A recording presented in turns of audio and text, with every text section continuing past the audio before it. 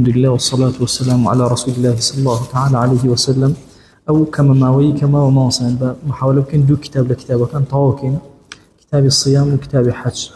كتاب الصيام أفرمي وشرائط وجوب الصيام 4 أشياء رجول سكي واجب به بتوار مرج يكم مسلمان به بالغ بو به عقل به شدنا به والقدرة على الصوم توانا رجو قرتني هبه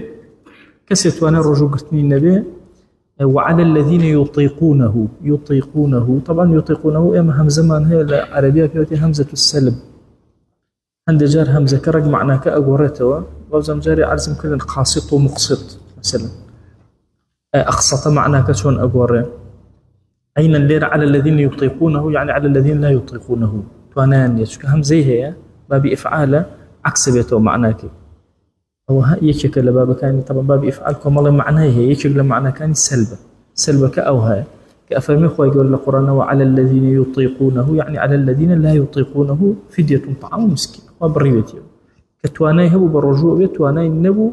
فدية أداة وكتايب طبعا ملتي إما فدية قبولناك كبير ناتوان هريجري ما شاء والله أما قدر هاته بيشو كسيق نخوشي كشتي كتواني رجو قرتني نما تواني رجو كني لدزدا واني كبخيوكيري أون واجب لسريان في دي بودا. وفرائض الصوم 4 أشياء فرض كاني رجو كان اكتشوارشت يكم نيتي هبه خوي بقريتوا لا أكل شرب جماع تعمد القيء خوي بقريتوا لخوادنا ولا جماع كدن لخورشان نوا أجد دقتك أما بدن فرميتي شيء. وفرائض الصوم 4 أشياء شوارشته توسلي رسيلكي ببارك إجميري أكاتا بينج ببارش ترى إجميري أكاتا دو يعني أكاتا سي هيك يعني أكاتا شوار بويا أفرمون أو جمارانيك لمتني بالشجاعة هي زور دقيقني علماء ملاحظين لسرداو قلت يبيني هلا لا يخوتان هذا جاري وهي أو 4 مثلا 3 أو أنا زور دقيقني بيشتري لباسي نيوجكا عرزم كردن أفرمي نيت زور قرنجة خو قرت نوا أم دوانا دي قد بدأ أكاتا أساسي مسألة الرجو نيتي هبي خوي بقرته لو زمني كبوي دياري كراو يعني أقول بلين الله نسيشتا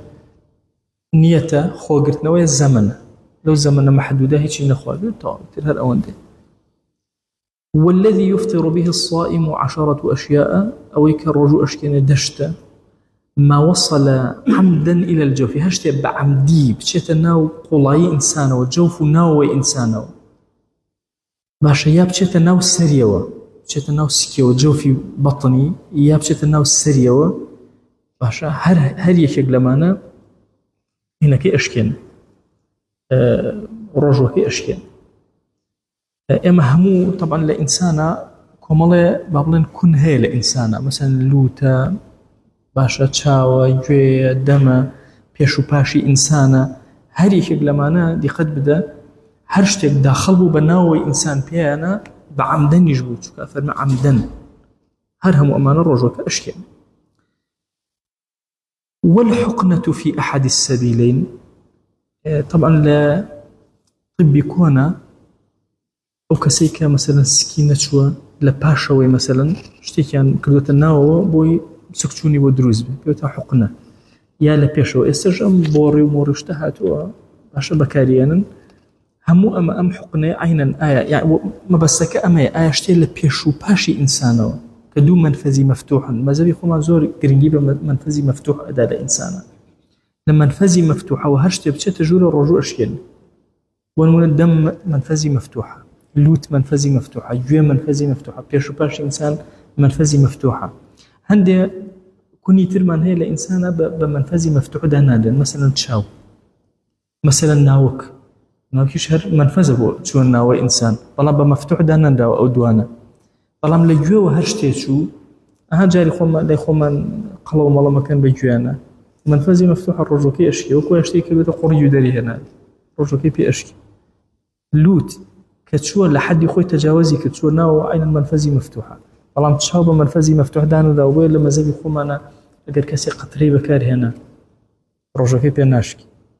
واضحة بات الله يكشف شيء قرب لأصحابي بيغمريان صلى الله عليه وسلم كتشاغان أرشت بلغميان أسري هناكي أسري كلكي بيوب روجو كشي بين أشك إن جاء فرمي باشا ما وصل عمدا إلى الجوف أي الرأس كنا كان يابرو سر أروا يابرو ناوي إنسان أروا هر كامي كان بي روجو كي بأشكي والقيء عمدا خوي برشنا توبة عمدي والوطء عمدا في الفرج عمدا وطئ قواوتي لفرجة باشا عينا روجو كي بأشكي والإنزال عن مباشرة أجر كسيك مثلا تشيجي طاوتي ورقرتو آوي هاتو عن مباشرة مثلا ياري كردن يكشتك لو بابتانا عينا أويش روجو كي بأشكي حيض نفاس جنون شيتي باشا ئافرەتێک مثلا خوێنی ماگانەی هات خوێنی دوای مناڵبوون مثلا ئەمان هەموو ڕۆژوو ئەشکێنن جنون شێتی هەو بەسەرە ڕیددە هەڵگەڕایە خوا پەنامان بە هەموو ئەمانە ڕۆژوو ئەشکێن ئەم دەدانەی کە شێخ باسی کردو ڕۆژی پێ ئەشکێ لە مەزەبی خۆمانە ويستحب في الصوم 3 أشياء أو ركنكامان باس کرد نیەت و ئیمساک و زەمن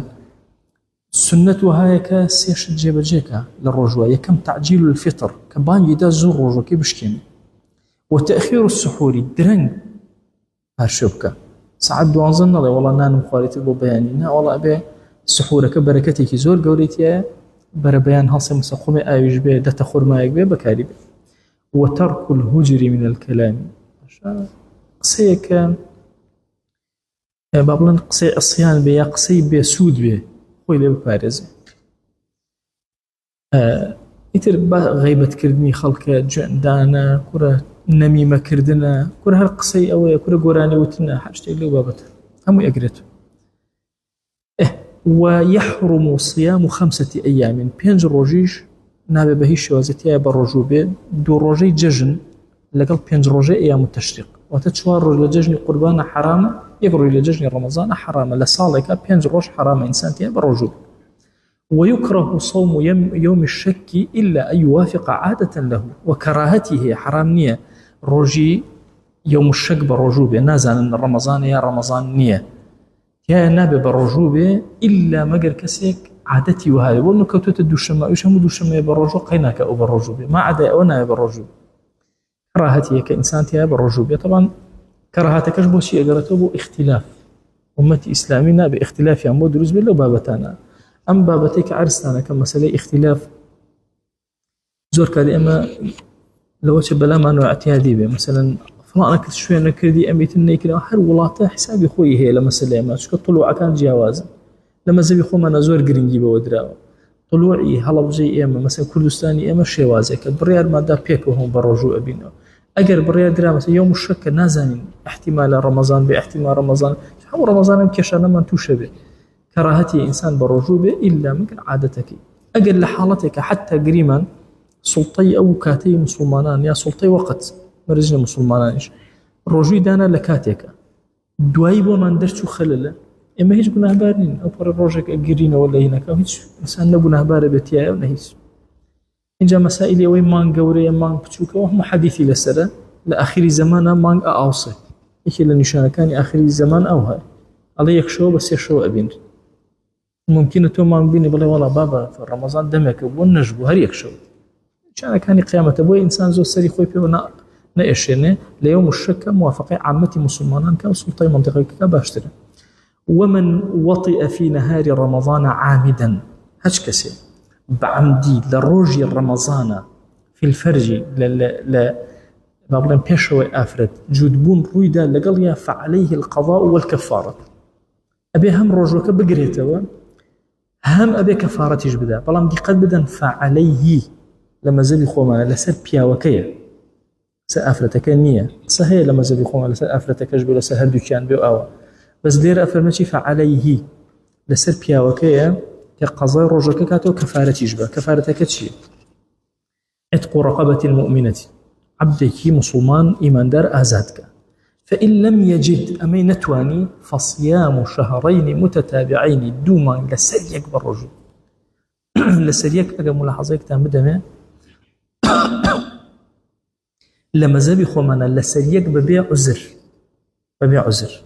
سەفەری کرد مەسەلەن ڕۆژەکە ئەشکێنێتەوە دەست پێ دەکات و کێشەی نییە نەخۆش کەوت بەڵام بەبێ عوزر نابێ فاسیلە بکەوێتە بینی ئەگەر چ لە ڕۆژی گرت بێ فاسیلە کەوتە بین یەتەوە یەک واضح ئەوە تان زۆر ملاحظەکەن ئەگەر ئەمەشی نەتوانی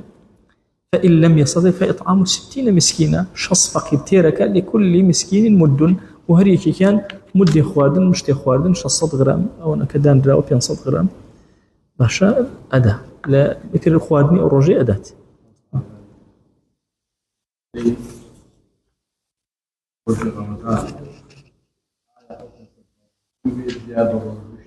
نانا بالرجوبة الرجوكي بوا بشكيني لما زبي خو عامدا في الفرج الرجوكي بوا بشكيني اگر پێشتر ڕۆژەکەی شکان و چوو ئەو ئیشەی کرد کەفارەتەکەی ناکەوێت سەبە زۆر گوناهبار شکانی ڕۆژوو بە عەمدی ئەو لە سەفەرا کێشەمان نییە واضحة نا أما كسر الرجل لسر نبو كشين في نهار رمضان عامدا في الفرج يعني شيء رجوكي بمش كان دبي طبعا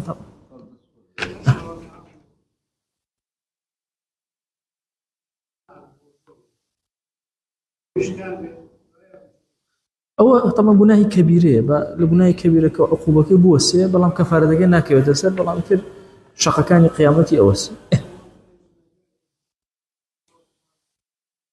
نا خوي سير يا لما زبي خومانا لمن هاجو أنا بدري أجيب أسكلو أشينا وسريعة أشكا هندي كفرون لسر أما هندي هون لسر وهندي هون لسر هردوكي أنا أصل واي لسر بياوك أشكا أفرد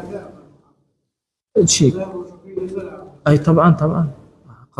قضاكي يجمعني يعني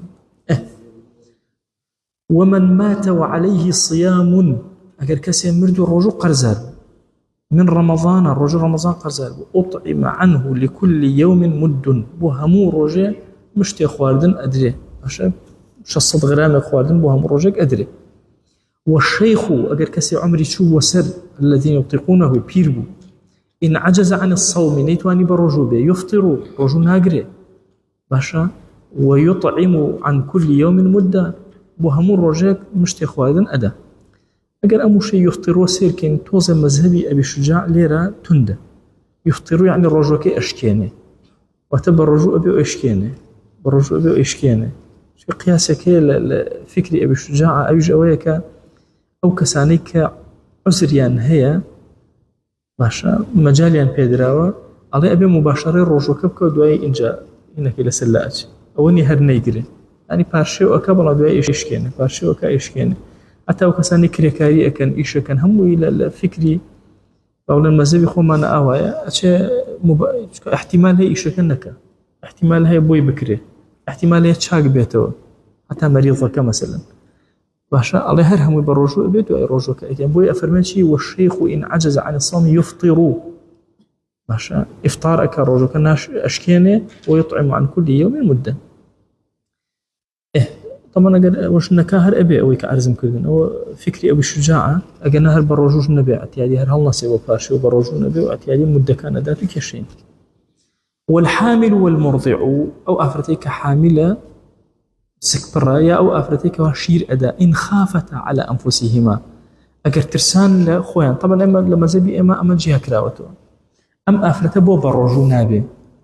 الترسي خوي نخوش كبي وخوي ضعيف بي ولا واز بي يان أترسم من علاقي نخوشك دوشتا أجر لخوي ترسا حكمك هي لمن علاقي ترسا حكمك تريه لخوي ترسا شيء كأم أفرتا هادو كان طبعا حامل الموضوع أفطرتا رجو كان أشكيانا وعليهما القضاء رجو كان أجرنوا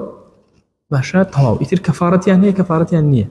بلام هر أبي الرجو كبقرنوا أفرتي كان نخوشة من على كي شيء لسي أنا نخوشة أنا مشكلة بس خوي نخوشة خوي لا وازا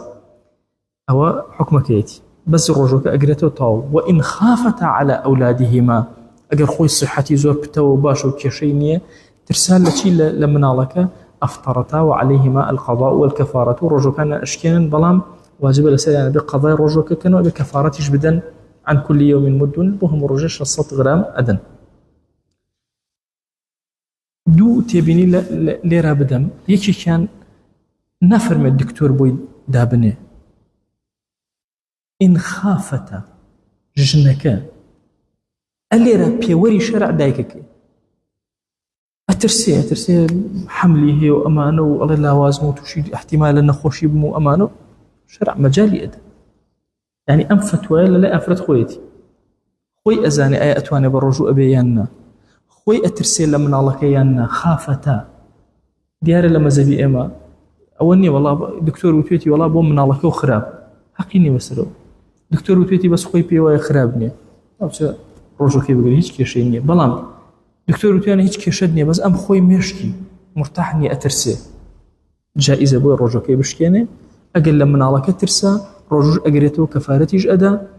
ئەگەر لە خۆی ترسا تەنها وەکو ڕۆژەکە ئەگرێتەوە. کەوا بوو بە هیچ شێوازێ نەگرتنەوەی ڕۆژوو نییە بڵێ وەڵا با فیتیە بداویان مەسن ئەوەی کە ئێستا ئەو فکرە باوە زۆر بە هیچ شێوازێک لە مەزەبی خۆمانە ئەبەدەن نییە. و ئەو فکرێش کە هەیە فکرێکی لاوازە لە ڕاستیە، چونکە مەزاهیبەکان کە سەیرەکەی جمهوری عولەما لەسەر ئەوەیە، ئیتر ڕێیەکی شاذ هەبێ ڕێیە شاذەکەی هیچ قبول ناکرێت. مدة شنك أفرمي وهو رطل وثلث بالعراقي باشا رطلك بريتيا مدة شنك رطلك ويجلس سيج العراقيك أو شصت درمك شصت غرامك عزمك.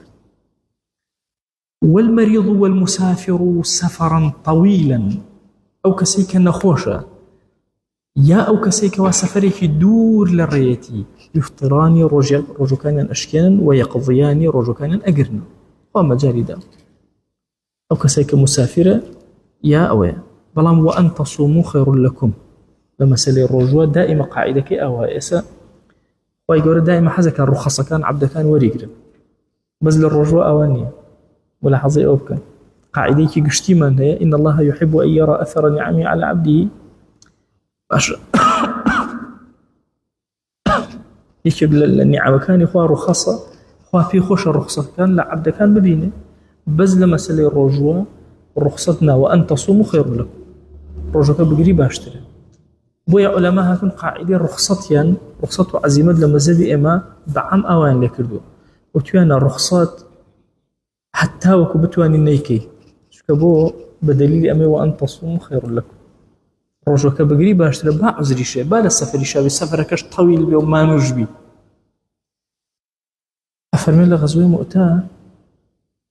يا لتبوكا فرمى جاري كان في غمريان صلى الله عليه وسلم الرجوع وتيان كيف الرجوع يكصح بالرجوع إلا تبوكني بالضبط غزوة كان هذا الله تنهار رجعك قرن بو عبد الله يكرر الرواحة قال في غمري إخوة صلى الله عليه وسلم للسفر شابو لنا وجهاد شابو للزحمة شابو وأن تصوموا خير لكم. ومسائل الرجوع قلتناك فوائد كاني أو اندقورا وأجرك أو اندقوريا حتى عذركاني بو أوكره شاوبوشي لي أكره بوي أجر نيتواني بالرجوع بك سنة خوشك حتى تواني بالرجوع بين يتواني بالرجوع نابه ومسافرك سفرك يدريج بو بهنا راح تيجي حتى تواني بالرجوع يتواني وكات تواني رجوع كيفش كنا قضايكته. شتي ترمان هي زورتر بوي لما زبي خومنا لقى رمضان باسك لقى الصيامة بري اعتكاف في غمريان صلى الله عليه وسلم لعمري خويا همش رمضان كلوتي إلا يكسال النبي للشوالة كلوتي يجي فرمون للرمضان اللي دستي درتو للشوالة قضاي كردو أجنا هر كي كردوتي رمضان كردوتي دي أخير رمضان لهندي الروايات هاتوا بيز روجي كردو لهندي الروايات هاتوا دي أول ودي أخيري كردو بس أرجح أويك دكي أخير في غمريان صلى الله عليه وسلم تركينا كردو إلا أوصالنا بك تركي كل بالجهاد للشوالة قضاي كردو أيش بريتين لاعتكاف معناه معنى ولا مزجوتها بنية عبادة معنى ولا مزجوت خوي خدي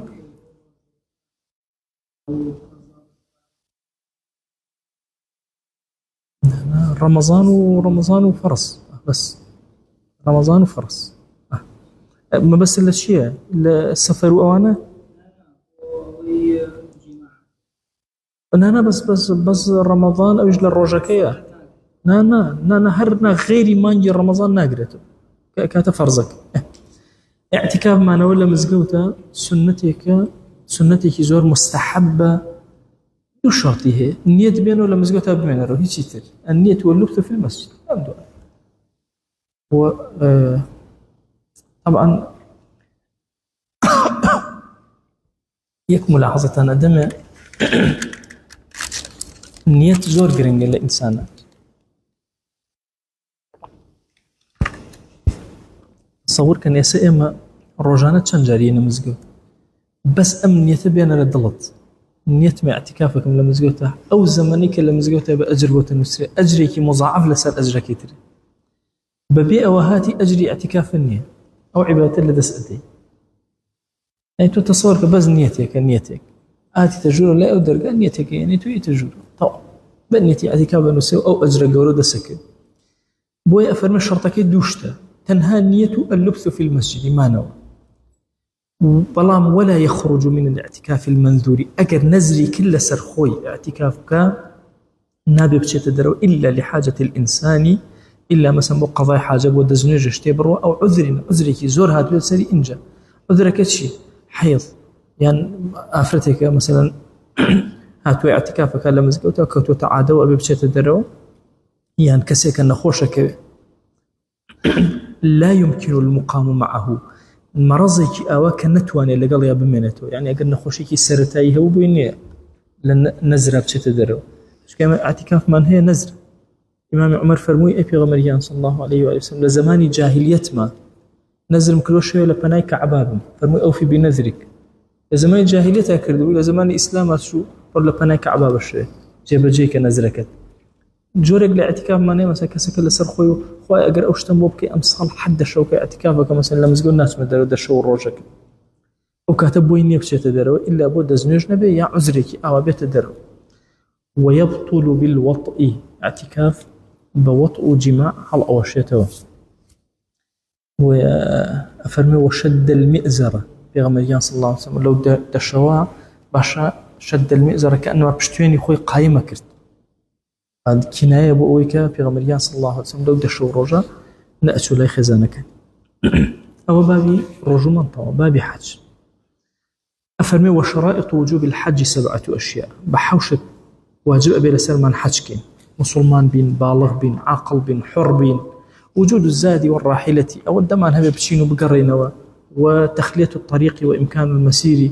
بتوانين بالرقايا مثلا رقاب أودان به بتوانين بروين وممكن به من بتشم بريوا يعني تشتيكم هبه بتوانين بي برون يعني ريقريق نبي بكورتيكي وأركان الحج 5 هم الركن كان حج بينشتا إحرام بس نيته نابي لقليا لعرفة واستابي طواف كريب الدوري بيتا سعي بين الصفا والمروة يقرج بالريبة هم حج أما ركن كانيتي أركان عمره هم أمانيتها إلا وقوف عرفة نبي فرموا أركان العمرة 4 شو هردانية إحرامي بس تبي طوافي كردبي سعي كردبي حلقي كردبي الحلق أو التقصير في أحد القولين لقوله مذهب الإمام الشافعي هاتوا أجر حلق جنك قجينة تاشا قجي كرت كاتو هر أبي والله أصل حلقة كي أصل لما زبي خومانا تقصير نية تقصير دروسته يكون رخصتك أو هاي والله أصل أو سفرية بريتي لشيء لا حلقك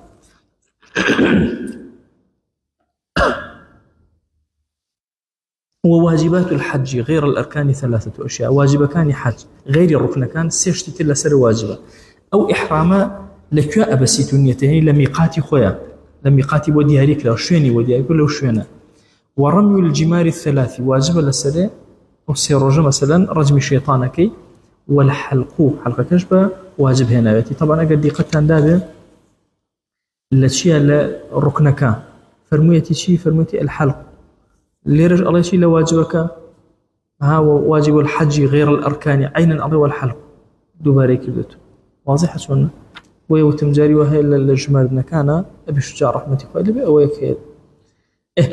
وسنن الحج 7 سنة كان حج كذا حوداني الإفراد يكي كان إفراد شيء حج كذا كم جار بكي إن جدوا عمرك بكي الإفراد حج كذا كم جار أكيد شيء أكيد إن جدواي أما سنتي زور قوري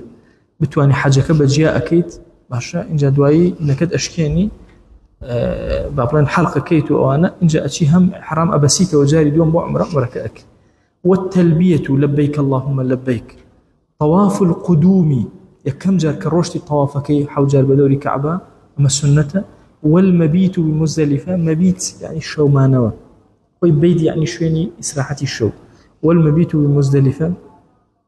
وركعتا الطواف عشان دوركاتي طواف كاتك إيكيد والمبيت بمنى ما نوى لمنايا وطواف الوداع أمانة هم لسنة كان لما زبي ما هاتوا. ويتجرد الرجل عند الإحرام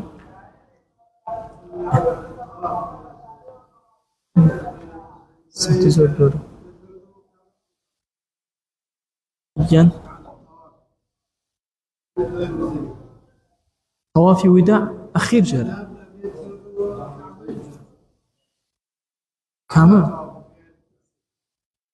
طواف لكعبة لكعبة إيه نا سنتها قيني أو سر أو خي وزم مزدلفة كونية طوافت كدور كان نيجك كالطواف نا حقي وسم مزدلفة كونية هل كعبة كعبة هل كعبة خويا حركات الطواف كدور كان سنة نا حقيني أصلا مزدلفة شتيك ودور كاتك شتيك نا حركات الطواف كر سنة دور كان نيجك حقيني وسم مزدلفة إيه إن جاء ويتجرد الرجل بياوها عند الإحرام عن المخيط نابشتي دورابي هبه هيج إزارك وردائك سبيئة بسيطة طو إيشيكي دورابي بيوانية بياو ويتجرد الرجل عند الإحرام أو أخيني وسر أفلت وأنا اشتي مخيط وأنا لبرك. ويحرم على المحرم 10 أشياء أو كسيك الإحرام يدشت حرام لسدي باشا بياو أبي أوي لبرنا كذبه مخيطي لبرنا كردبه أبي السري دا نبوشي به وتخطيط الرأس من الرجل كلا وجامانا عقال نابه بكات السري والوجه من المرأة أفرت جنابه خمار كاتو دمو تشاوي دا بوشي واضح حرام لسري أقربي بالله والله بتشاء ملكاتي ونابه بك. وترجيل الشعر دايناني قش عشان وحلقه تاشيني نينو كردن تقليم الأظافر أظفار والطيب بون لخوجدان وقتل الصيد راو كردن وعقد النكاح عقد النكاح حرامة والوطء سرجي كردن والمباشرة بالشهوة أجر سرجي تواجه وتأرون دا مجرد مباشرة كردن وقام كردن مثلا هم أوان حرام كان. وفي جميع ذلك هل يشغل ما نرويدا سري دا بوشي أفرد كدا مشايب دا بوشي قجي دا هنا بوني خوشي لخوي دا كرة راوي كرد نأزانم نكاحي كرد هاشتاق لو بابتانا. وفي جميع ذلك الفدية أبي فدية بدا إلا يكشد نبي إلا عقد النكاح نبي فإنه لا ينعقد لما زبي خمان عقد كدا نامزري أصور كان عقد كدا نامزري شو أجر فدية بدا بعقد كدا مزرابي خدي عقد كدا نمزرا يعني نبوت حلالي مع عقد كشكرابي ولا يفسده إلا الوطء في الفرج تشتك باشا حاجة كي مثلا إحرامك بطال أكاتو الوطء في الفرج باشا وطء كدن لا بيشوي أفردك حاجة كي أو أكا ولا يخرج منه بالفساد. جاءوا بابتك لما زبي خمنا زور قرص حكمك أجر كسيك لإحرامه لكاتي حاجة شو سرجي لقل خزان يكرت يكم حاجة كي بطالبته بلا أما يكم حاجة كي بطالبته دوم نابي حاجة كتاو نكابل ولا يتتاو برم واجب لسيبي طايش بوي الله شيء ولا يخرج منه بالفساد أبي الطاوي كالصالي أين دبي عاديكاته حاجة كي لسيري يعني يقدن يشتكي ويتسيري كسكا هاتو چی کردووە یەکەم وەطئی کردووە ئیشەکەی بەتاڵ کردوێتەوە وازی لێ هێنێ ناوەڵا وازی لێ ناهێن هەر ئەبێت تاویشی کە حەجەکە بۆشی قبول نییە عقوبەیە ئەبێت تیکراریشی کاتە واضحە چونکە ئیلتیباسی کردەوە فەرز چۆتە ناو فەرزەوە واجبە لەسەری ئەبێ بۆ ساڵی ئایندە تا فەرقی نییە کە ئیلتیباسی کە یەکشت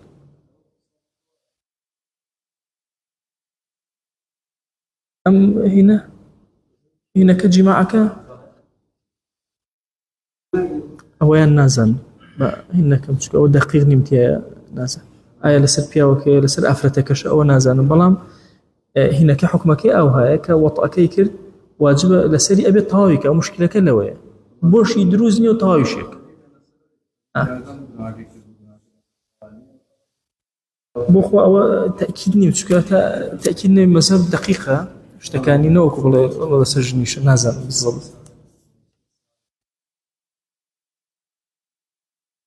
ئەوە ئیتر کە ڕێگری هەبوو خوا ئینشاءڵڵا عەفوی ئەکاتە ئەو کاتی ئەتوانێ بیکاتەوە بەڵام ئەسڵی مەزەبی خۆمان ساڵی ئایندە یەکسەر ئەبێ بڕوات خۆی ئەگەر ئێستا ئاوا نەبووایە جەو ئەمان و مەزەبی خۆمانەوە هەر ئەبێ بڕۆی صالي عنده. ومن فاته الوقوف بعرفة تحلل بعمل عمرة أجر كسر فريانك وتشتنا عرفة إثر حاجة كي لدزدر شو ركنك الرشتوه باشا بعمر أبو حسابك ليه بلام عليه القضاء والهدي واجب لسري قضاك رجوكي هناك حاجة كي بكاته صالح كتير والهدي هدي يسنى ماوا هدي طبعا إنسان وها والهد يعني أفرمي شيء هديك لشويني خويا وأجلك أبابو أو هديك استأمام بيناكري لشويني خوته وأجلك بريبو هديا بالغ الكعبة أو هديك لشويني خويا أبا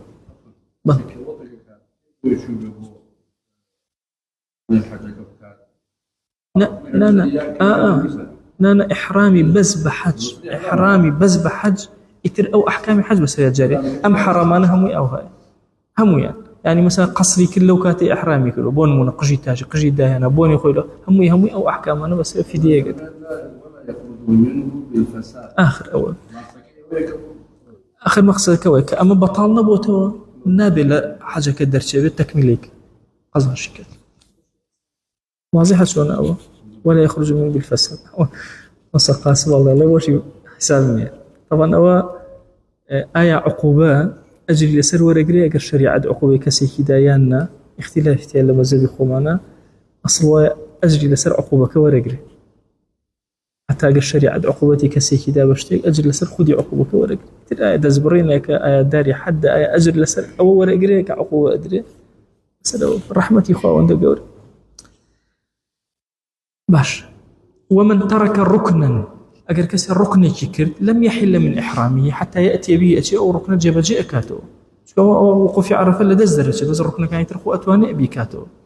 والله ومن ترك واجبا لزمه الدم وهركس واجبك يترك أو كتخينك سربره حيوانك سربره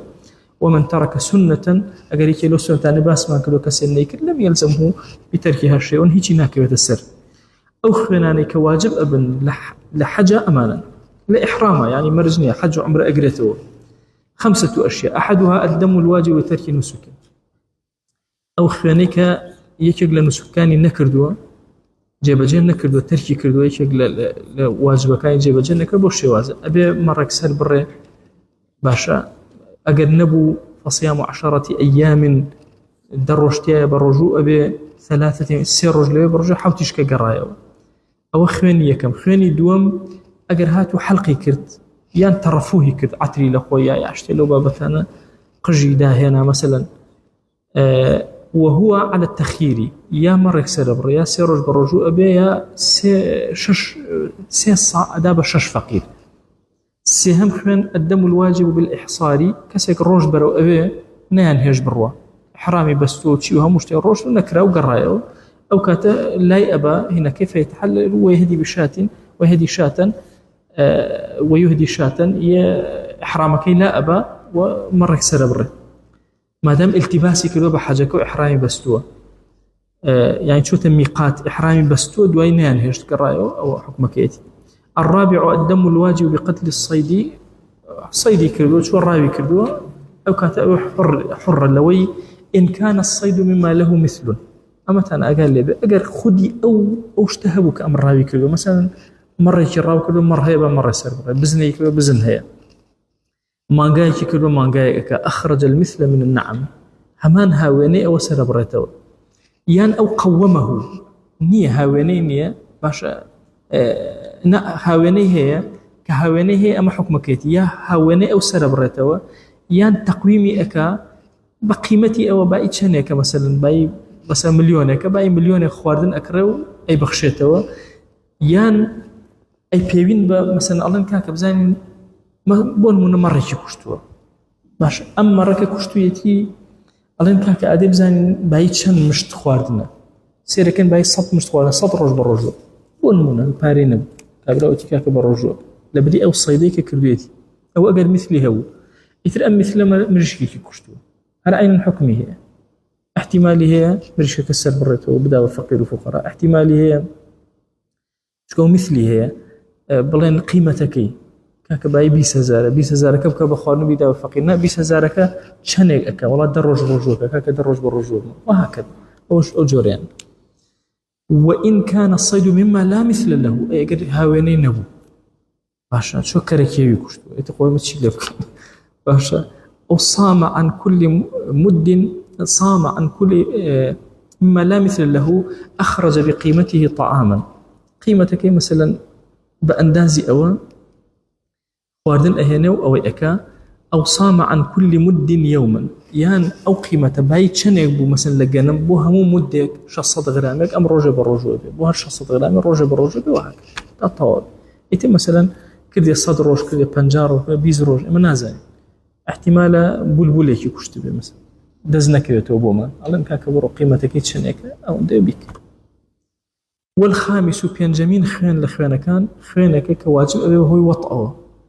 كوتمان بوه هنا كي خوي بطالكاتو أو يجب الترتيبة يت واشتريك سربره بدنته وطمان حكمك يزو قرص أي باش النبو بقرة بما جاء سربره أي نبو فالسبع من الغنم حوت مر سربره لا حكمك يشان قرص فإن لم يجدها دسنكوت قوم البدنة واشترك بايتشنا واشترى بقيمتها طعاما وتصدق به أشياء واشتر بايتشنا قيمتك أو ندخل لك توزيعك الدفترك يرشنك فإن لم يجدها جاء مشينته عن قرب سنة صام عن كل يوم عن كل مد يوم دبر تارج قيمة بالرجوع نقبت ماشي واشترك بين التقويم كي برشنك دفتري ورا كبا جنب نجا ورا 600 غرام بو يجي كره ولا دي وانا روش لسر ده هزار رجل ولا يجزئه الهدي ولا الإطعام إلا بالحرم أم خاله أم حيوان سربرينو أم بخشينو وهي خواردنا بويني لشويني خوي بك إلا لنا حرم بك ليه أبي لا ترتيبك ويجزئه أن يصوم حيث شاء بلام رجو كوانيا لك بإيك أم خنانك كوتمانها لك عن كل مد يوما عن كل مد يوما همو أمانة رجو كان أتواني لشويني خوي بقري كيشيني مرجني اللي يبدأ بليشتها رجو كان طاوة كان بس خواردنا كان لحيوان سابرنا كان وأنا همو اللي بي ولا يجوز قطع صيد الحرم ولا قطع شجره نأتواني هش شوازك صيد حرمك نأتواني هش دارك هش ببري لم بابتا محل محرم في ذلك السواء أجتنا لبي لهم يا أولي بإحرام وبي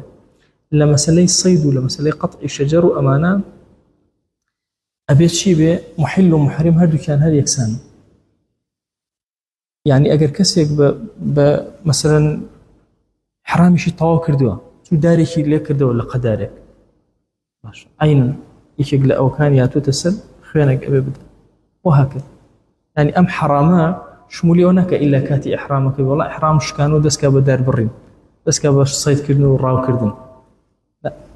حقيني بسرعو لمحل لمحرمة أو بابتين أو لمزدي إيما يارا واضحة شوانا بريان هيك تبيني بتشوق لخزمتنا أدمو يتكو تايب درسك إهنين طبعا بروسي أخلاق الشريعة الإسلامية زور قوري أخلاقي ما مالله قل يكتره أصور كان إما للرجوع كمالي أخلاق فيرا بين لقل يكتره شون ما مالله أكي لحاجة بروسيك تو أشي بيز روجا مانجا دو مانجا تو أشي لنا بروسيكي أمهم نوع خلق أمهم نوع الزمان أمهم نوع بيستي كل وسرك أمهم قومياته نابي لقل هيج إنسانك هلاك كره أم بروسيسور لو قلت نابي لقل هيج أجلك هلاك نابي لقل هيج دارو درختك هلاك هو فلسفي أصل الزكاة حجة كعلماء باسيان كله ويقول لقنا هم من وبورين لكن لذاتي باش كرودقار أم كلمات أنا من لقبولك لبركتي نوري نسراوي أبي شجاع وأخويا علم من زيادك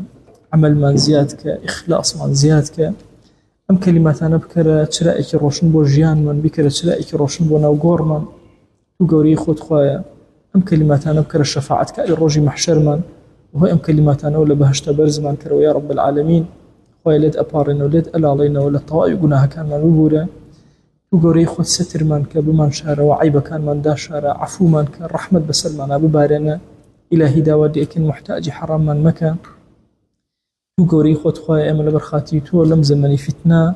خريك علم أبين ولا خزمة علم أبين يا ربي خويا بركتي أم علم كر الرحمة بزي بسرهم مسلمان لكردستان وجهان إسلام ببارنا رحم بطاي مسلمان لجهانك إلهي داود لأكين بكرم إخوتي وبزي خود رحمتي خود بسر أما جسي أما ببارنا بسر ما وصا كان مانا بسر طلب كان مانا بسر همو أو عالم زاناني لملاطي أما خزمتي أن كردوا بسر أو بيا وقوراني كخواني خوان لملاطي أما بخت كردوا إلهي داود لأكين بزحمتي كي زور أم دينداري هاتو تولاتي أما تقولي خوت بركة النوري دينداري من اللي مبرة بهز من كدروس من كروا بيوندي لبين من زياد ك داود لي أكن برحمتي خوت وبكرمي خوت وبزي خوت هر كلمة كإيلين هر وشيء كإيلين لا خوت قبولي كزور قوري بدره شون إيمل ليرة ذكري تو من كل أسمان ذكر من ك شون إيمل لما لقيك بأسي تو من كرتو لما لي أعلاو لنا ملائكة مقربين خوتا نوما بينا أقرت شيء مشياء وشاين نبين خواتو خوائك زور شايني ذكري أم عبد الزليل وقنه بارانتك لا يخوتي يا رب العالمين إلهي شون لخزمتي أم علم أواكوت كدينا ولا بهشت أواكو من كرو لخزمتي بيغمرا صلى الله عليه وسلم آمين آمين والحمد لله رب العالمين وصلى الله على سيدنا محمد وعلى آله وصحبه وسلم تسليما كثيرا أبدا إلى يوم الدين ويقول لقناه هم النبوري موصم لحمد أمين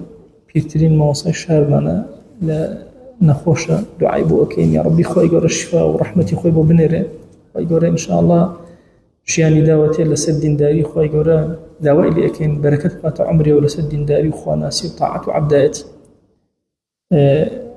موصى حالي شون التازك أمره شون أمره موصى ديك خوي يقول رحمتي بخاتنا وجوانك يعني خوي يقول تثبيتي باتي وخاتنا وجوانك يعني صلى الله عليه وسلم